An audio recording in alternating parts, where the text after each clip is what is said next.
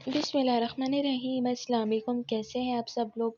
उम्मीद करती हूँ खैरियत से होंगे। आज की इस वीडियो में मैं आप लोगों के साथ शेयर करने लगी हूँ आलू पुलाव की रेसिपी, जिसे बनाना बहुत आसान है। तो आइए इसे बनाना शुरू करते हैं। मैं बताती हूँ कि ये कैसे इसी तरीके से बन के तैयार हुआ है, वो भी किचन में रखे कुछ सामान से ही। इसके लुक से ही आपको अंदाज़ा हो रहा होगा कि कितना ज़्यादा ये चटपटा और अमेजिंग होगा। तो आइए इसे बनाना शुरू करते हैं। यहाँ पर सबसे पहले मेरे पास बारीक कटी प्याज है, जिसे मैं तेल में डाल चुकी हूँ और मैंने इसे फ्राई करना है।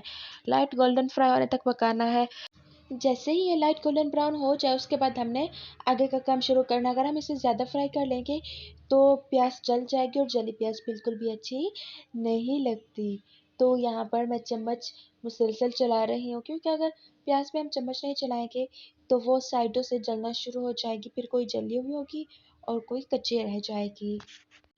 सो फाइनली आप लोग देख सकते हैं कि ये बिल्कुल जैसे मुझे चाहिए थी वैसी गोल्डन ब्राउन हो चुकी है। तो अब मैंने इसके अंदर टमाटर ऐड कर देने हैं।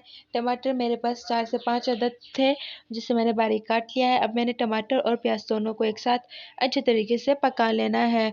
अच्छे तरीके से पकाने के बाद मैंने इसे मिक्स किया है और फिर उसके बाद मैंने इसके अंदर लाल मिर्च पाउडर ऐड करना है। अब यहाँ पर मैंने इसके अंदर लाल मिर्च पाउडर ऐड कर देना है। अच्छी तरीके से चम्मच से मिक्स करूँगी। उसके बाद मैंने इसके अंदर टेस्ट के अकॉर्डिंग नमक ऐड कर दिया है। अब मैंने इसे पका लेना है तब तक जब तक ये अच्छे तरीके से पक नहीं जाता। तो अब उसके बाद जब ये थोड़ा सा पक जाए तो आपने इसके अंदर आलू ऐड कर देने हैं। आलू ऐड करने के बाद आपने इंतज़ार करना है कि आलू अच्छे तरीके से गल जाए। जब आलू गल जाए तो आपने उसके बाद इसके अंदर पानी ऐड कर देना है चावलों के हिसाब से। और जब पानी में बॉयल आ जाए तो आपने इसके अंदर चावल ऐड कर देने हैं। चावलों को पहले से ही मैंने धो के अच्छे तरीके से रखा हुआ था और अब मैंने इसके अंदर ऐड कर दिया है। अब मैंने इसे तब तक पका लेना है जब तक चावलों का पानी खुश्क नहीं हो जाता। तो चम्मच से मैं इसे मिक्स कर रही हूँ और मैं इसे पका रही हूँ ताकि चावलों का पानी जो है वो बिल्कुल खुश्क हो जाए।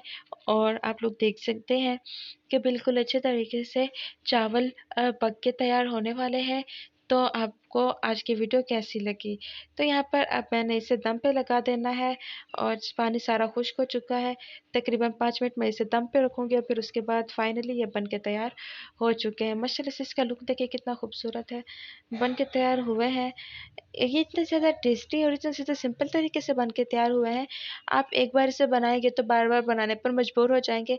बस अपने ख़्याल इसमें ये रखना है कि पानी आप इसके अंदर ज़्यादा ऐड ना करें, चावल खिले-खिले होने चाहिए।